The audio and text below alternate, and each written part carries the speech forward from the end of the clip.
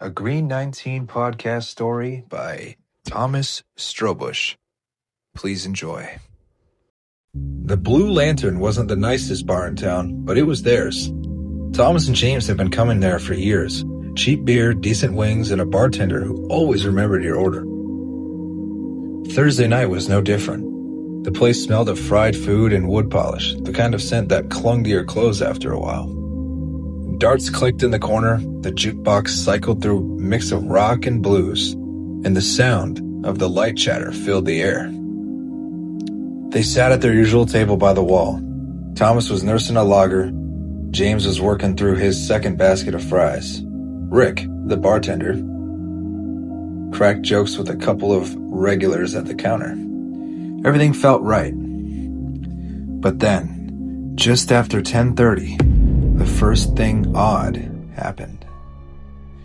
The jukebox skipped, not just a scratch or a bump.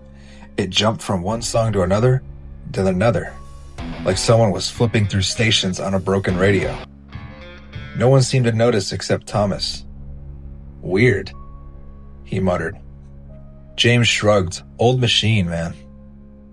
Half an hour later, Thomas realized the bar had emptied faster than usual. The dart players left without finishing their game. The couple in the booth got up mid-drink and walked out without paying. Even the guy who always passed out at the bar was gone. By 11:15, it was just the brothers, Rick, and two older men in the corner who hadn't spoken a word since they came in. Rick poured another round, setting the glass down a little harder than normal. "Storm's coming in," he said. "Probably why it's quiet." Thunder rumbled faintly outside, though when Thomas glanced toward the windows, the glass looked pitch black, like the storm had already swallowed the streetlights.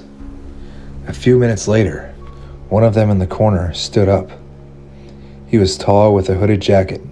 He walked right past them towards the back of the bar, then simply never came back. Thomas turned in his seat to look down the hallway toward the bathrooms. Empty. Rick was staring at the spot where the man had stood, his knuckles tightened around a bar rag. "You boys ready to close out?" Rick asked. "We've got time," James said, but Thomas noticed Rick's eyes flick toward the front door just for a second. Then the second man in the corner stood. This time, Thomas watched him closely. The man didn't walk to the back, he walked toward the door, and when he passed under the dim light near the exit, his face was pale. So pale it almost glowed. His eyes never blinked. He opened the door and stepped out into the blackness, and never closed it behind him. Cold air spilled in. No rain, no street noise, just silence. Rick set the lag down. "All right, fellas, time to go." Thomas looked at his brother. "You ready?" But James was staring at the open doorway. His face is pale. "Tom, there's no parking lot out there." The doorway gaped open, nothing but thick blackness beyond it. No parking lot, no cars, not even the rain Rick had mentioned earlier. James gripped Thomas's sleeve. "I'm not going out there."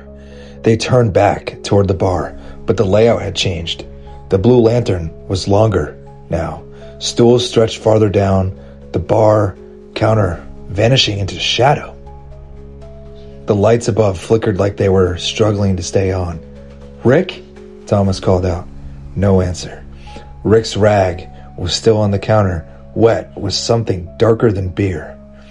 They moved toward the back, thinking they could find the emergency exit, but the hallway was wrong. Instead of the bathrooms and the kitchen door, there was just a narrow corridor with peeling green wallpaper. "We've never had this hallway," James muttered. "It's an old building, maybe?" Thomas stopped mid-sentence. The floor beneath his boots felt soft, like the carpet was soaking wet. But when he looked down, it wasn't carpet at all. It was bar mats, hundreds of them, stitched together, their rubber edges curling. From somewhere down the hall came the sound of glass breaking. Not like someone had dropped it, more like it had been crushed in someone's hand. The brothers froze. "We're leaving," Thomas muttered. They ran back toward the door. The blackness was still there, but this time a dim orange glow pulsed within like firelight deep in the cave. The air smelled faintly of smoke and something metallic.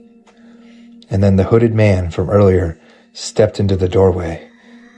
He tilted his head at them, the shadow of his hood hiding most of his face, except for his mouth, pale lips that curled into something that wasn't quite a smile.